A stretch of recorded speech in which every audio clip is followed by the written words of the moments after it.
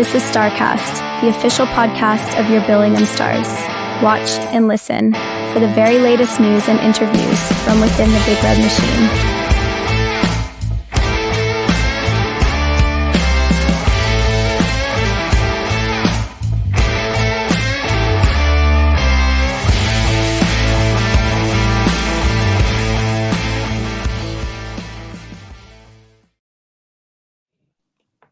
Hi everyone, welcome to STARCAST, your Billingham Stars podcast. This is episode 4, and it's the regular season is upon us. We're done and dusted with pre-season.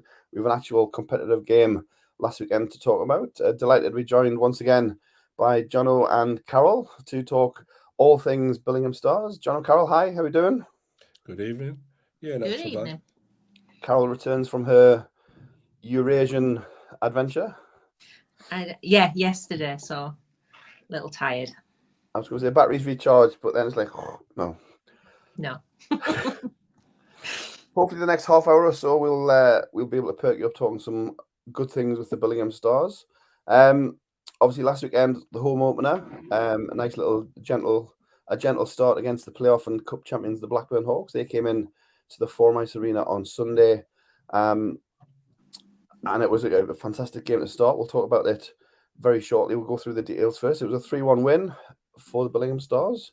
A scoreless first period, finally opening the deadlock in the second. A power play goal, Callum Wilkinson breaking his deadlock. Great to see him on the score sheet early this season, assisted by Sean Galloway.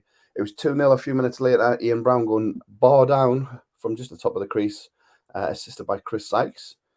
That forced the Hawks to call a timeout. There's only 4 minutes left in the period, but they wanted to stop whatever momentum Billingham had then. So it was timeout Hawks. 2-0 at the end of the second. Early in the third, Hawks came back. James Riddick scoring a rebound from James Royd's initial shot. But then the icing on the cake, Joe Walls tapping in a rebound from Chris Sykes' initial shot. 3-1 the final. Jacob Hammond, Stars man of the match, 41 saves from 42 shots. Ben Keddy at the other end, he was Blackburn's man of the match. He had 37 saves from 40. Jono, we said it last week when we were talking in person. It was an all energy. It was fantastic end to end, and it was just a great start for the season, but particularly a fantastic effort from the Billingham Stars. Yeah, I mean, what a start. I mean, the game was electric the moment the puck dropped. 10 minutes in the first period, I was worried about the pace of the game, whether we could keep that pace going, whether both teams could keep that pace going, but more us. Obviously, the Hawks had made some younger signings, or younger legs, fresher legs maybe. But yeah, the pace maintained throughout. Stars probably more physical than what we'd expect them over the last year or so, which in my opinion may have caught the Hawks out slightly. But yeah, a fantastic game, a fantastic pace of a game, and one that I'm happy that we came out on the right side of the score. Yeah, and it was fast and furious, like you say. The physicality started early on. There was the hit on James Helens. I think it was like less than 2 minutes in. I think obviously behind the Hawks net, which drew that well-known enforcer Sean Galloway in the defend his teammate. But like you say, I think what surprised Blackburn was we kind of matched them for physicality. We were taking the body, we were taking the hits, we were playing physical and not kind of getting kind of beaten up by them, which is something they try to kind of enforce themselves in terms of skill, but also physicality as well. Yeah, they're a big side. They're a bit of a unit, most of them, apart from the young, smaller kids. But Billingham, obviously, no Paddy Grigors. You think who's going to be that guy that steps up? And there it was, Sean Galloway, little Shuggy, defending his teammate, and it set a tone. And I think from that moment on, every other lad from 5 minutes later, there was a fight. Mossy. The third fight I've ever seen him in his career, and all 3 fights against Blackburn in the last 6 months. Yeah, it was like you say. There was plenty of action around the net. Every whistle, everything was contested. The teams were well up for it. The crowd was well up for it as well. It was a great opening night crowd as well. Traveling from Blackburn, but the home crowd was fantastic in number. And then when the goals went in the second period, I think I said in the chat in the second period, I can't remember a louder regular season crowd for goals. When you hear the pop for those first 2 goals, everybody was right behind it, and the atmosphere was kind of feeding each other, the players, the fans, and then it was kind of everybody was building each other. Yeah, I mean, I know it was only game 1, but I think everyone knew the magnitude, the size of game 1 of the season. Just watching the Blackburn Hawks walk in, you saw them. They look well built. They're all dressed the same. They were smart. They looked confident. They had they had an aura about them when they walked in. And I think everyone could sense that with the game. Obviously, everyone's picking Blackburn to be the team to beat this year. But guess what? We're defending champions, and we certainly played like defending champions on Sunday night. Yeah, no, that was something that came across, like listening to players, but obviously talking to Foz post game as well.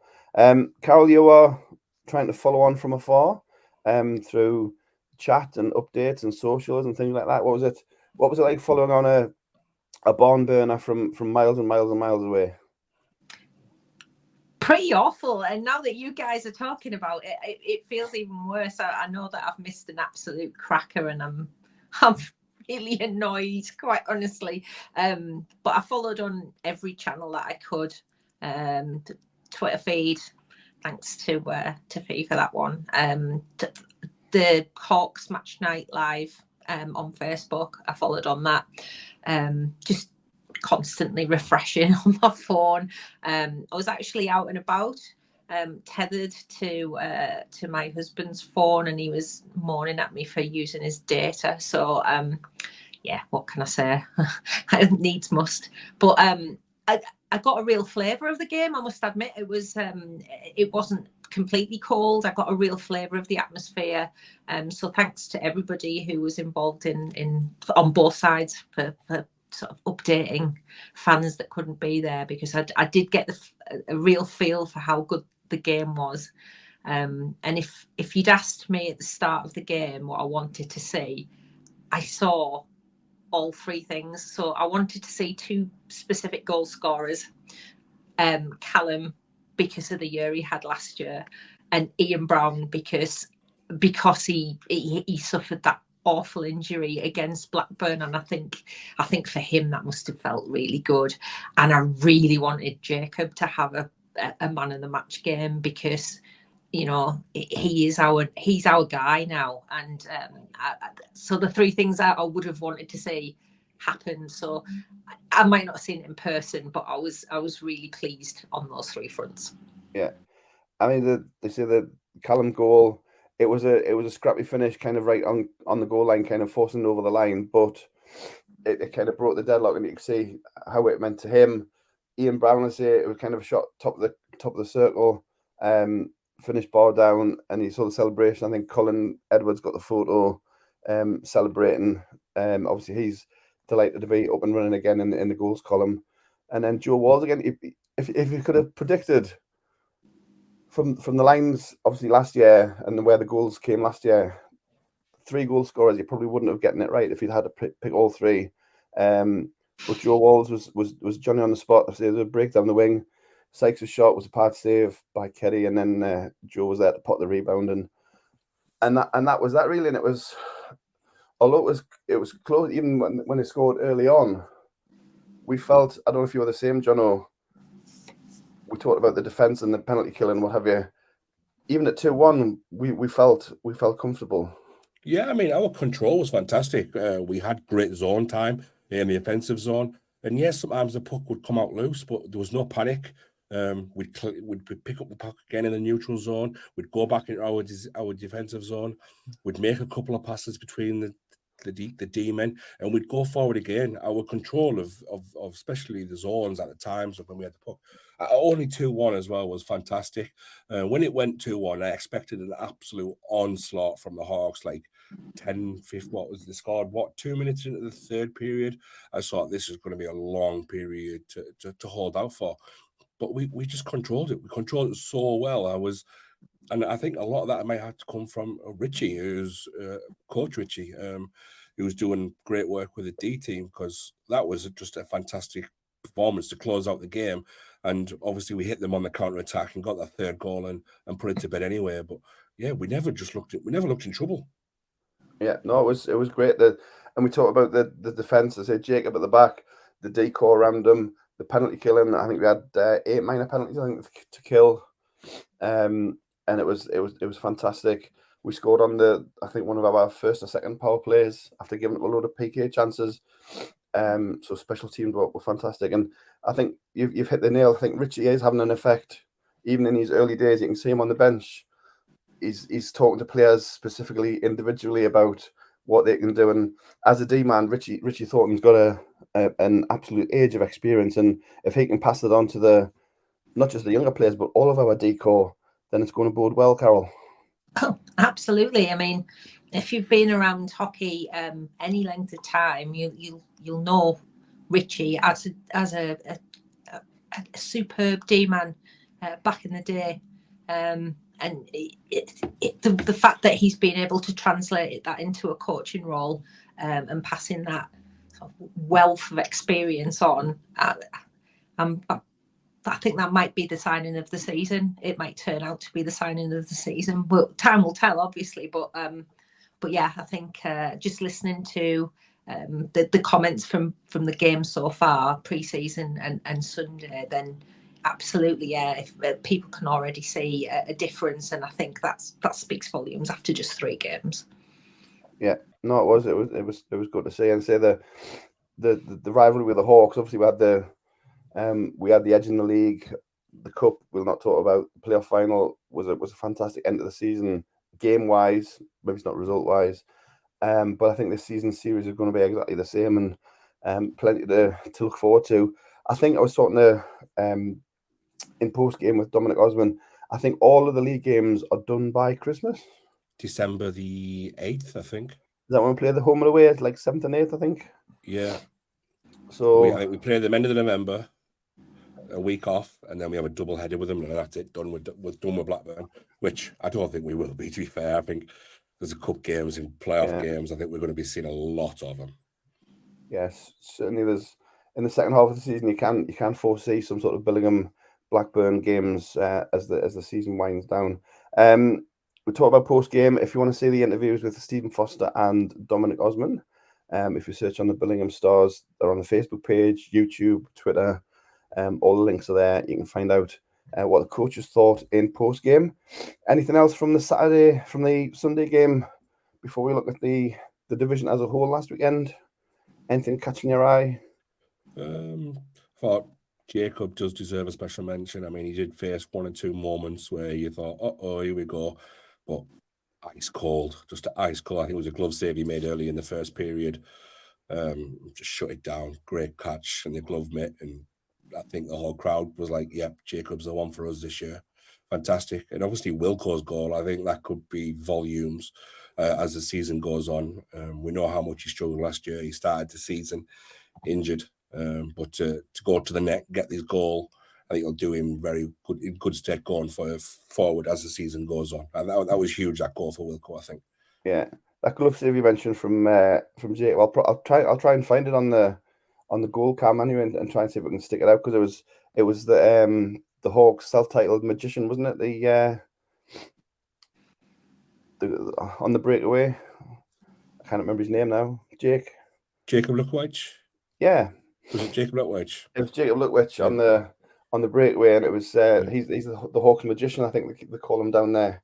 But Jacob made the puck disappear for sure. A little glove save. From your vantage point, Carol, anything that you saw on socials or comments in the kind of aftermath? I think it's what I didn't see that was confirmed when I spoke to a few people about the game afterwards. A distinct lack of Adam Barnes. And now I understand from speaking to a few people that we kept him very quiet, and the Match Night Live feed from Blackburn hardly mentioned him.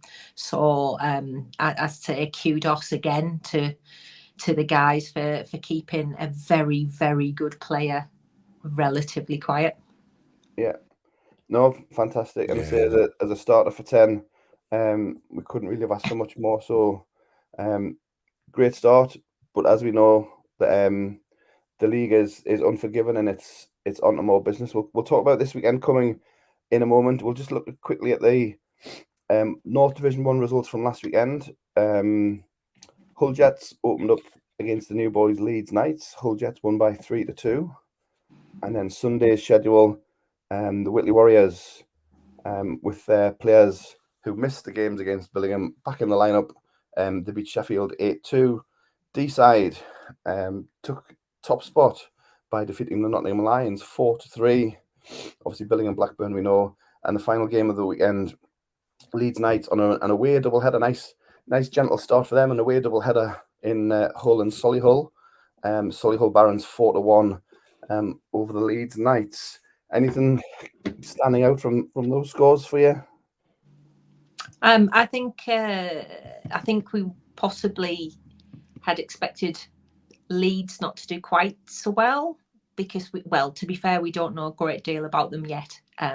But they kept themselves in both of those games. To go down to Solihull especially and stay with them by and large was really good to see. So I think there'll be a challenge this season.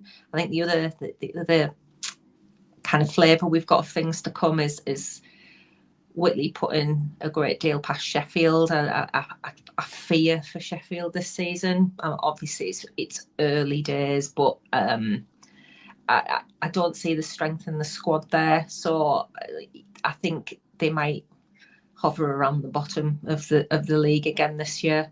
Deeside will find out more this weekend. And John, I know you were talking to Graham from Hawks Talk on another podcast last week, and you went through the kind of division and you kind of had the same consensus as Carl. The Scimitars are going to be one of the bottom end. Yeah, I don't see much in the roster. I know this weekend I believe they were missing Matt Croyle, the netminder. I think he was missing at the weekend. He will make a big difference for them at the back end. But at the moment, the roster-wise, Dancer's popped up both weekends in a row for them now, so he's their scoring threat. Yeah, I think they're going to be down there. Leeds is an interesting one. Conceded a hell of a lot of shots this weekend, but they stayed in games. Widnes, don't have a clue what that's going to be. So many have left, so many have come back in, and don't know until this weekend. But I think, for me, I think Nottingham are going to be a pain in people's backsides this year. I think to go to Deeside and only lose by the one is a good result. It is a tough place to go with a team that is as talented as Deeside's. Yeah. And I think the winning goal was only 3 or 4 minutes from time as well for Deeside last weekend. So the fixtures, the league table will obviously take shape over the next couple of weeks as more teams join the party. We'll see Widnes will join the party this weekend. They play Hull, and then they play ourselves on Sunday. So 2 next weekend, and it's a Saturday home game for the Billingham Stars. Deeside Dragons making the trip north Saturday at 5:30, and then Sunday is away at the Widnes Wild, again 5:30 face-off. Deeside last weekend, they had a Welsh Cup game against South Division 1's Cardiff Fire. They finished 5-5 in the first leg. And then they beat the Nottingham Lions, as we said, on the Sunday. Widnes played a home with Telford Tigers of the Laidler Division. Telford won that 5-3 and 4-1 home. So a Division 2 team, albeit one of the top end ones, taking the wins over Widnes. Where do you want to start with the weekend preview? Obviously, logic says we start with the home game against Deeside and see who turns up for the Dragons this weekend. That's the big question, isn't it? We will not discuss rumours on this podcast, but let's see how the Dragons travel on Saturday. To be fair, they've always put up very strong performances when they visited the Forum in the past, and I don't see Saturday being any different. I actually see Deeside as one of the the better teams in the division anyway. So expecting a tough challenge on Saturday, and we'll see what happens. Yeah, they've always travelled strong to the Forum, and although we have had their number mostly at home this last couple of seasons, they've always made it difficult. Jono, the Dragons, I say again, you were talking on your preview. They're obviously very strong at home. They are missing a couple of players from last season, but they are strengthening, and with Mike Clancy, he's always got them well drilled and kind of stick to their systems, and always difficult to break down. Yeah, it'd be interesting to see how Deeside go about it this year. Like I said, they played Cardiff game. I think they were 2-0 up and 3-1 up in that game, and it finished 5-5. So I think they will be disappointed in that. I think they'll always back themselves to score goals. They've got a lot of firepower. Ross Kennedy, Jared Dickinson, I think Hayek, you pronounce his name. Even though a couple of them do play D, they are guys that get forward, score goals. McKinney will be a big loss. Obviously, the other import is open for debate at the moment. I'm sure social media will give us that answer over the next few days. But yeah, defensively, I think is where they will struggle, and I think that's where Billingham can capitalise. And obviously, although very talented netminders, two very, very young netminders. Yeah, and the thing for Billingham is to obviously take the momentum from the Blackburn game, but not think that's kind of job done. They need to prepare properly and be ready to go come Saturday for the challenge of the Dragons. Yeah, I mean, that's the biggest thing now for Billingham is after that, it's not job done. That's just job started. You've opened the door again to set yourself on another fantastic season, but now you've got to maintain it. So whatever they do in training has to be the same as last weekend in training. And then that first puck drops on Saturday, it has to be that same intensity, that same will, that same want, and that same desire to go out and put a performance in. If they play like they did on Saturday, I'll be very confident. Sunday evening, I'll be very, very confident of getting a result. Yeah. Anything else on Deeside, Carol, before we move on to Widnes? No, I think we're all just waiting to see the team sheet. Yeah, and we'll leave any speculation to other podcasting people, Jono. The Sunday game is our first road game in the league. It is the Widnes Wild, and like you said, John, a very, very unknown quantity, a lot of turnover in terms of players, new coach, new GM, new coffee machine probably in the dressing room. There's everything's changed at Widnes this season, and we just don't know what they're going to be like until we turn up on Sunday. Well, yeah, we don't even know the import situation just because of everything else that's going on. But yeah, I don't even know where to start with them. Don't want to be horrible and go too deep on them, but they were far the worst team in the division last year. It can't get any worse than last year, even if they were to finish bottom. I don't think performance-wise they can play any better. I hope, obviously, under all the changes that they've had this year, they find that new lease of life and new energy. And yeah, they just turn up and play and give everything. Like I say, last year it was abomination from them, I'm afraid, and I couldn't even say what could happen on Sunday. If Billingham turn up like they did against Hawks on Sunday, it could be a cricket score. But Deeside, again, I found a new lease of life. Not Deeside. Widnes might find this new lease of life and stick a shock out there and give the league something to laugh at. Yeah, and despite all of the player changes, Carol, they seem to have kept their links with the Scottish system and bringing the talented Scottish players down to give them a chance at our level. So still plenty of prospects on show from the Widnes Wild this year. There is, but I do actually think that was part of the problem last year.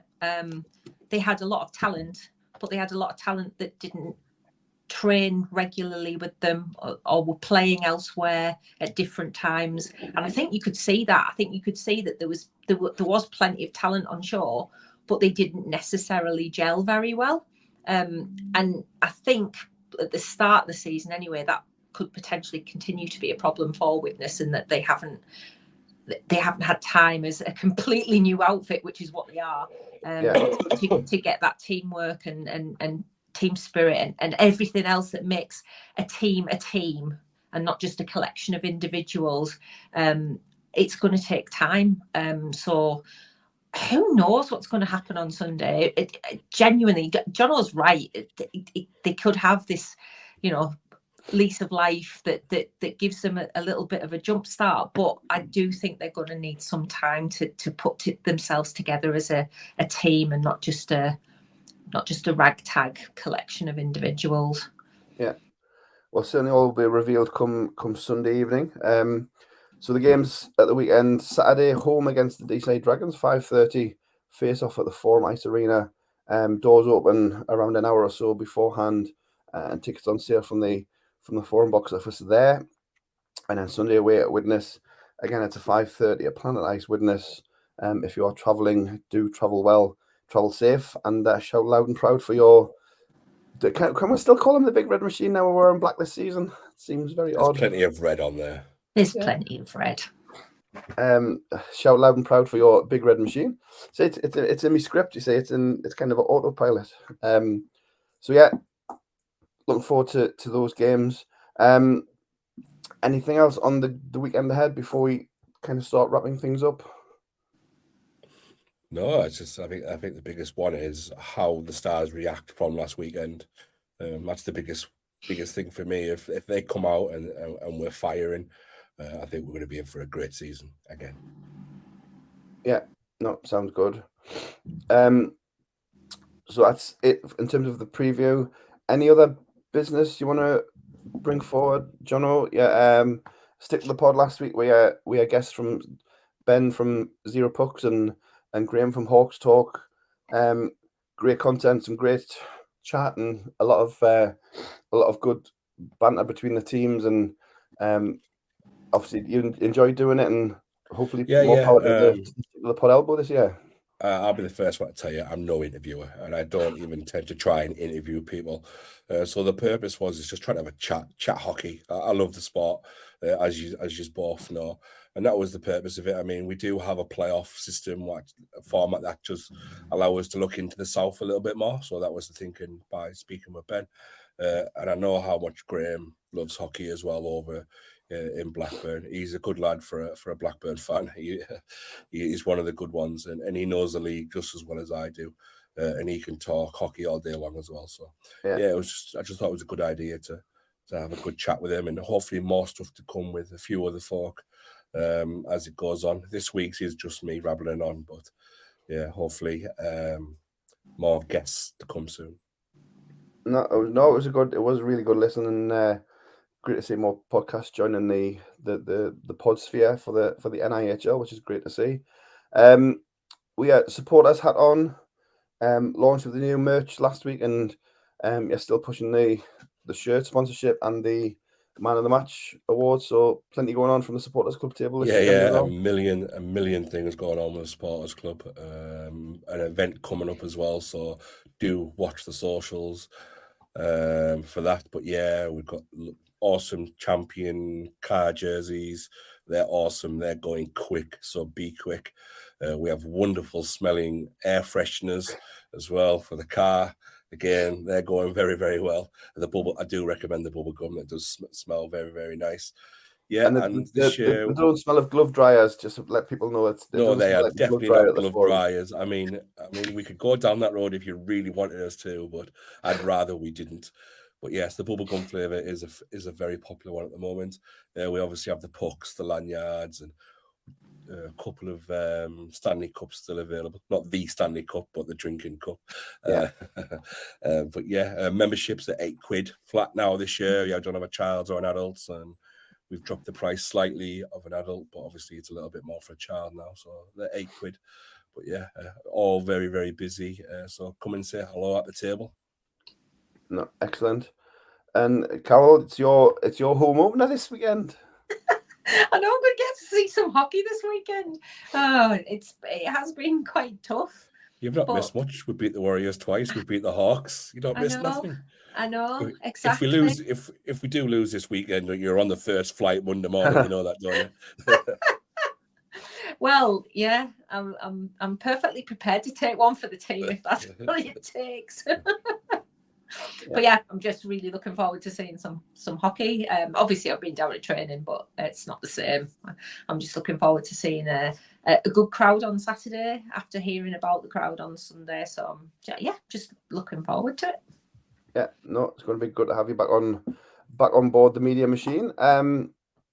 So that's just about it for this edition of the Billingham Stars podcast. It's STARCAST, episode 4 done and dusted. Thanks to Jono and to Carol. We'll see you at the game on Saturday. So, as a reminder, Saturday against the Deeside Dragons, 5:30 at Forum Ice Arena. If you're travelling, it's Sunday at the Widnes Wild Planet Ice Widnes. But thanks as always for tuning in.